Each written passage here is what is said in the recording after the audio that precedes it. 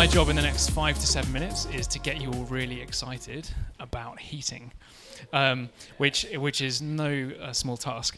But it is actually very exciting, and I'm here to tell you why it is the next $500 billion industry. I'm going to start up front with an acknowledgement that I've taken the title here from a friend of mine, one of my heroes, Michael Liebreich, who I think is doing a hell of a lot for this whole sector. And he wrote a piece in Bloomberg New Energy Finance earlier this year about this subject. So I'll start with some bad stuff. There was $1 trillion invested in the oil and gas industry in extraction and refining last year, which is not great. However, for the first time ever, that was matched by investment in the clean tech transition, in the energy transition that many of you are involved in. 90% of that investment went into electric vehicles and renewable generation, in about a 50-50 split, which means that about $500 billion went into investment in EVs in the broadest sense, into batteries and things like that as well, and renewable generation. So that then begs the question: what is the next the big trend in this space? Now, 40% of global emissions are actually attributable to heat, and that includes sort of industrial process heat and the way we heat our homes. This is a graph which is far too complicated for any of you to see. But what it says is that 40% of emissions, or just under 40% of emissions in the UK, are attributable to heat, either industrial heat or heating our homes and businesses and schools and shops and things like that. What's more, in our homes, which represents 17% of carbon emissions, the largest portion of that is how we heat our homes. Most people don't really think about this, and most people think EVs are probably their biggest emitter, or maybe flying, or the food that they eat. But actually, the way we heat our homes, the fact that 95% of us burn oil or gas in 2023 to heat our homes throughout the year, I do find mind-boggling, and I think we'll look back in decades' time, hopefully, and think that was all very archaic. So here's the challenge. 27 million homes in the UK, 27 years to hit net zero. That is a lot. That's 1 million homes a year. Even I can do that maths. So what are we going to do about it? Well, fortunately, there's a really good bit of technology called the heat pump. Juliet asked me to explain a little bit about these because not everyone necessarily knows what they do. As an engineer, we geek out on these things. It's very exciting, the thermodynamics behind it. And in fact, one of my, Chris Carver's in the room. He's my co-founder. There he is at the back, hiding. So with a heat pump, what we can do is we take 1 unit of electricity and we get 3 units of heat, roughly speaking.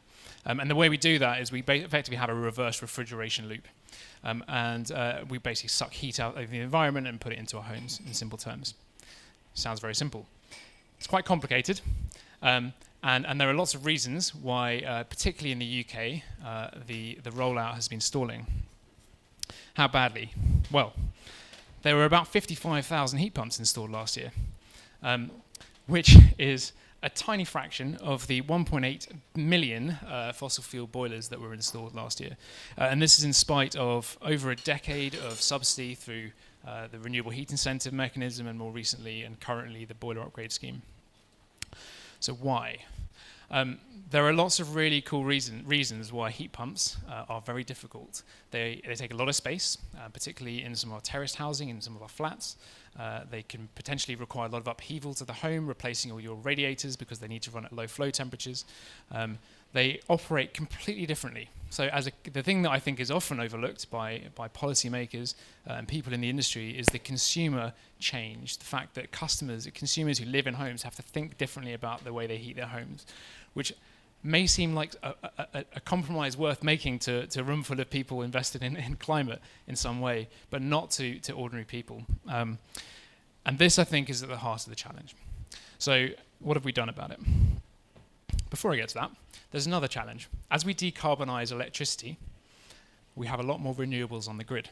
So we're losing control of the way that we generate electricity to be able to flex it up and down to match demand. And instead, what we need to do is make the way we use electricity much, much more flexible. The good news is that 80% of energy use in homes is for heating. So if we can find a way to make heating very, very flexible in homes, then perhaps we've got something which can help solve the problem. There's no timer here, so I'm going to keep going. But do pull me off stage when I run out. So this is what we've developed. The lighting's not very great, but basically in here is a product we call the ZEB, Zero Emission Boiler. This is one installed in a house under the stairs.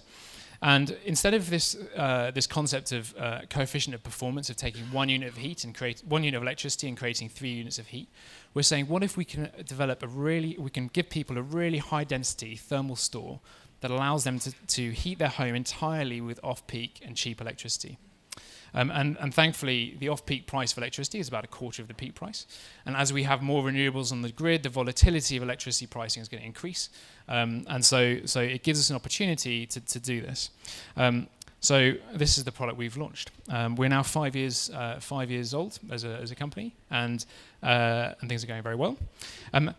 What we're doing in the back end, so we have basically all of our ZEBs are internet connected, and we do some machine learning to forecast how you're going to use your heating over the next 24 and 48 hours. And we use that to then buy electricity at the cheapest and greenest times of day.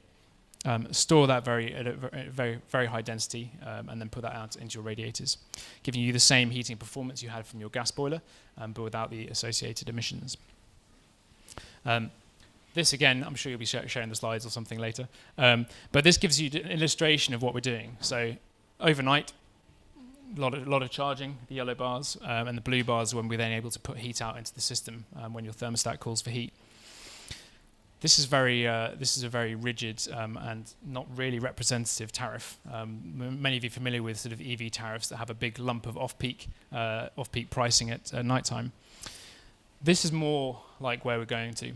So this is some of our customers are on flexible tariffs like the Octopus Agile tariff, which changes every half hour. And our machine learning algorithm allows us to buy electricity really flexibly and pick the cheapest times of day for them automatically so that they can have the lowest cost to heat their home. So I started off by saying I'm going to tell you about the next $500 billion market. This is a graph that shows the percentage of new product purchases in the UK. And the green line is EVs. And you can see what's happened since 2019. We're now up to about 25% of new EV sales. It's actually quite a good comparison because there are about 1.6 million new cars purchased in the UK every year versus 1.8 million gas boilers. So it's sort of a similar size market. And this is what's happened with heating. So we're still at about 3%. The dotted line is government target.